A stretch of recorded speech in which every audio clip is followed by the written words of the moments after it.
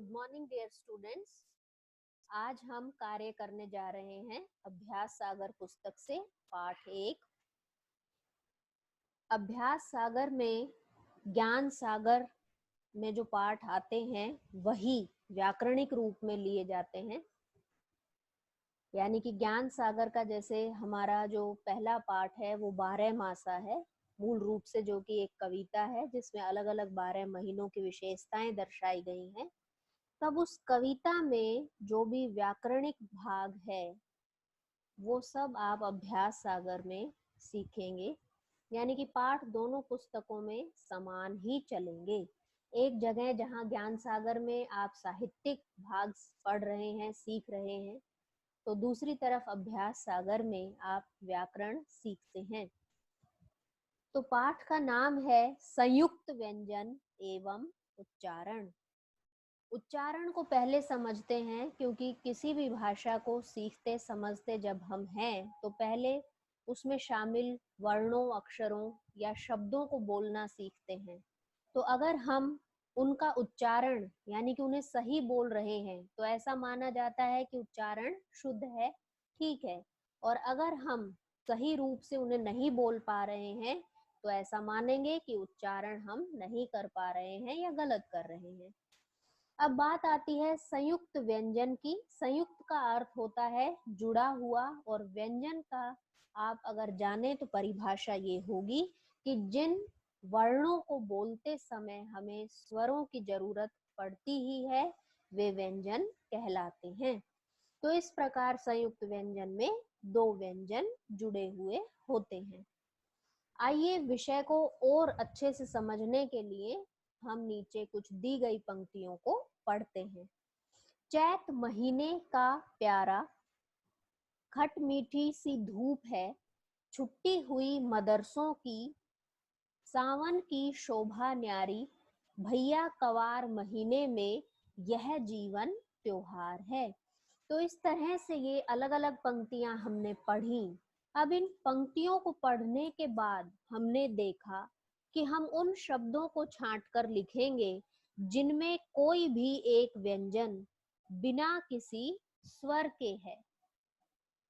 अब अगर ये जटिल कथन आपको समझ नहीं आ रहा है कि क्या करना है आखिर, तो आप समझ सकते हैं कि जो शब्द अपने अंदर आधे अक्षर को लिए हुए है, यानी कि कोई ना कोई वर्ण उसमें आधा जरूर आपको मिलेगा, तो उसी शब्द को बस आपको ढूंढकर छांटकर लिखना है। पहले वाक्य में देखिए, चैत महीने का प्यारा, तो प्यारा शब्द हम यहाँ पर लिखेंगे। दूसरे वाक्य में खट मीठी सी धूप है, मीठी शब्द यहाँ पर लिखेंगे। इसमें आप अगर सोचें कि कौन सा आधा अक्षर है, तो माय डियर किड्स जो ट वर्ण है वो आधा है, क्योंकि उसमें हलंत लगा हुआ है। आगे बढ़ते हैं, छुट्टी हुई मदरसों की, तो छुट्टी शब्द को हम यहाँ पर शामिल करेंगे क्योंकि इसमें ट वर्ण आधा है जो कि हलंत अपने अंदर लिए हुए है। जिस भी अक्षर में हलंत लग जाता है तो उसे आधा माना जाता है। सावन की शोभा न्यारी, न्यारी शब्द को यहाँ पर हम भरेंगे। जैसा कि मैंने बताया, कथन अगर जटिल लगे तो दूसरी भी आपके पास स्ट्रेटजीज होती हैं जिनके माध्यम से आप काम को सरल बनाकर कर सकते हैं। तो आधा अक्षर जिस भी शब्द में आया हुआ है उसे यहाँ पर भरना है। भैया कवार महीने में, तो कवार शब्द हम साफ साफ देख पा रहे हैं। यह जीवन त्योहार है, त्योहार शब्द यहाँ पर फिल करेंगे। तो ये रहा पहला भाग। और अब बात आती है दूसरे भाग की ओर बढ़ने की। तो नीचे दिए गए शब्दों में मोटे काले वर्णों के बारे में बताइए कि उनमें किस स्वर का प्रयोग किया गया है। यानी कि मात्रा का यहाँ पर आपसे बोध कराए जाने की बात हो रही है कि बताइए कि किस अक्षर में कौन सी मात्रा लगी हुई है। तो हम उन्हें अलग अलग करके बताएंगे। यहाँ पर उदाहरण दृष्टव्य है, आपके सामने है। देश शब्द में द अक्षर में एक ही मात्रा लगी हुई है। प्रति, प्रति शब्द में त अक्षर में छोटी ई की मात्रा जुड़ी हुई है। बोलो शब्द में ब वर्ण में ओ की मात्रा लगी हुई है। नाते त वर्ण में ए की मात्रा। अन्याय य वर्ण में आ की मात्रा। मिलजुल ज वर्ण में छोटा ऊ की मात्रा।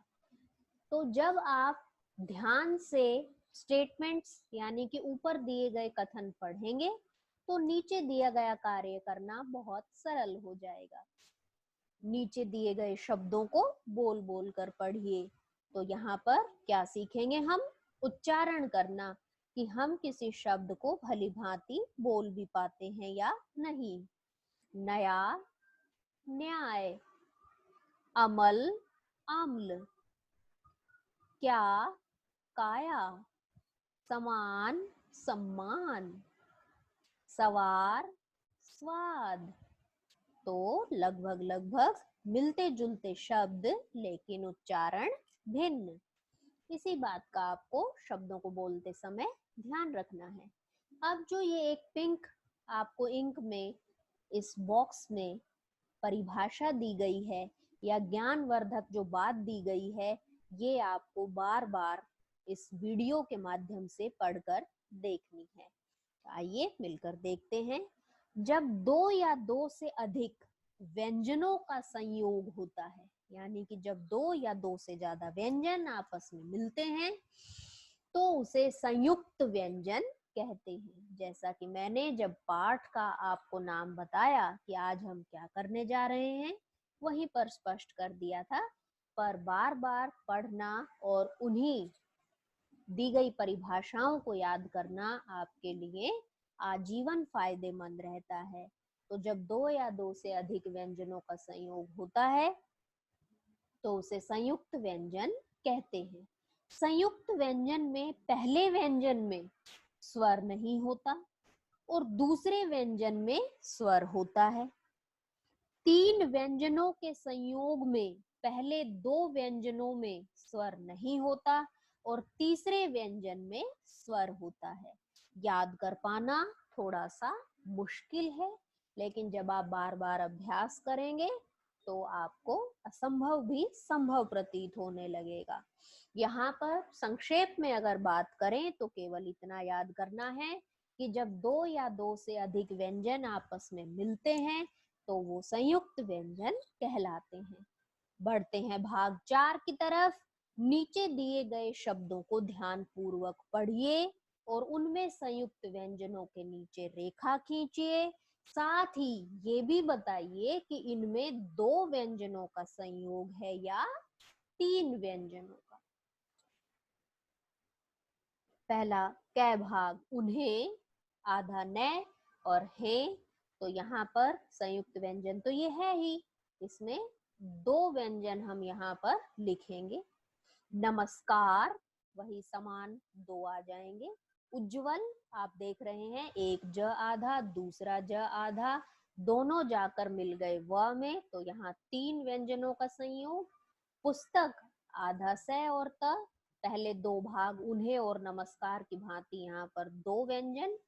ज्योत्सना, इस शब्द को ध्यान से देखिए, ज और य आधा त आधा स और जाकर जुड़ गए हैं पूरे न में, तो तीन व्यंजन। ख्याति, उन्हें नमस्कार और पुस्तक की तरह दो व्यंजन। यहाँ पर भ्रमित होने की बिल्कुल आपको आवश्यकता नहीं है। याद रखने योग्य बात बार बार आपको बता रही हूँ यही है कि जब दो व्यंजन आपस में मिलते हैं तो वे संयुक्त व्यंजन बन जाते हैं। उन्हें, नमस्कार, उज्जवल, पुस्तक, ज्योत्सना, ख्याति, इन शब्दों में सभी में आधे अक्षर पूरे अक्षर के साथ जाकर जुड़ रहे हैं, तो ये संयुक्त व्यंजन के उदाहरण हैं।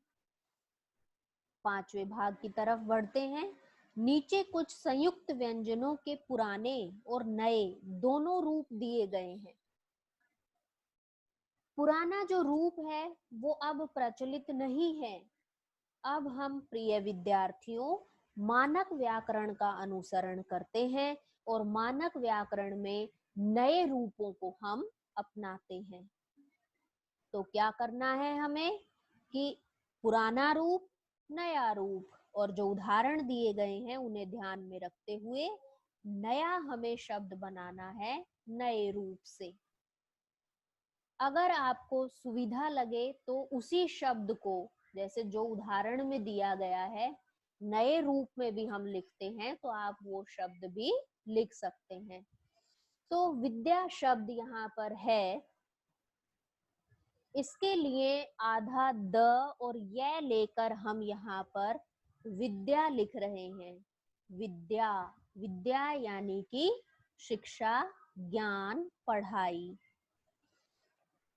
आधा द और व लेकर द्वार बनाया गया है। हम नए रूप से देखिए द्वारा बना रहे हैं। पहले कभी ऐसे द्वारा नहीं लिखा जाता था। पहले द्वारा ऐसे लिखा जाता था कि द्वार में अगर आ की मात्रा लगा दें तो द्वारा, द के नीचे व आता था। अब द को हलंत के माध्यम से दिखा दिया जाता है और वा रा, इस तरह से द्वारा लिखते हैं। शुद्ध शब्द यहाँ पर दिया गया है। पहले क्या होता था, द के नीचे लगाते थे हम द के नीचे ध लगाते थे। अब द में हलंत लगा दिया है और ध को पूरा कर दिया है। तो इसी तरह से शब्द आ जाएगा यहाँ पर बुद्ध। शुद्ध के समान बुद्ध शब्द यहाँ लिखेंगे। मिट्टी, ये जो उदाहरण दिए गए हैं ये पुराने रूप को ध्यान में रखकर दिए गए हैं। नया हम उदाहरण यहाँ पर आपको दे रहे हैं। खट्टा, ट में हलंत और ट फिर आ की मात्रा। आधे तय और पूरे तय को मिलाकर यहाँ पर हम शब्द बनाएंगे उत्तर। द में हलंत और द, ये नया रूप है। द के नीचे ही द लगा दिया गया, वो पुराना रूप है। उद्देश्य शब्द यहाँ पर बनाया है पुराने रूप को ध्यान में रखकर। हम नए रूप से बना रहे हैं मुद्दा, यानी कि द में हलंत और फिर दा। तो इस तरह से आप कोशिश करें कि पुराने रूप को लगभग लगभग विस्मृत कर दें, भूल से जाएं और नए रूप को ध्यान में रखें, क्योंकि हम वर्तमान समय में नए रूप को ही इस्तेमाल करते हैं, इसी का अनुसरण करते हैं। तो शब्दों पर एक बार फिर ध्यान देते हैं। विद्या, द्वारा, बुद्ध, खट्टा, उत्तर, मुद्दा, ये जितने भी मैंने शब्द यहाँ पर बनाए हैं ये सब नए रूप को ध्यान में रखकर बनाए गए हैं।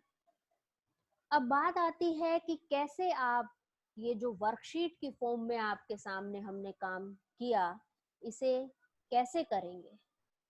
ये आपको अपनी अभ्यास पुस्तिका में लिखना है।